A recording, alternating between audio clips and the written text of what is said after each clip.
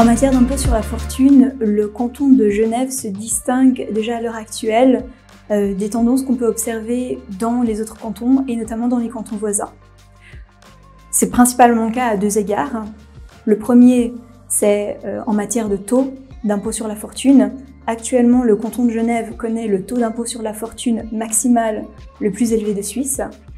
En guise d'illustration, il est de 1,01% dans le canton de Genève, alors qu'il est de 0,13% dans le canton de Nidwald, qui est le canton qui connaît inversement le taux d'impôt sur la fortune maximal le moins élevé de Suisse. Ainsi, l'initiative 185, si elle venait à être acceptée par le peuple, risque d'accentuer en quelque sorte la spécificité genevoise en matière de taux d'imposition.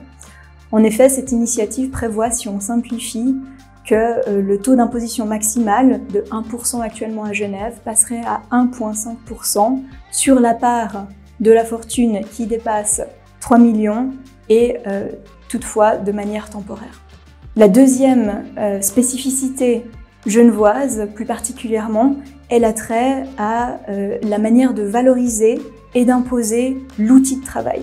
L'outil de travail, c'est en quelque sorte les actions qu'un entrepreneur organisé sous forme de société et non pas de raison individuelle détient dans sa fortune.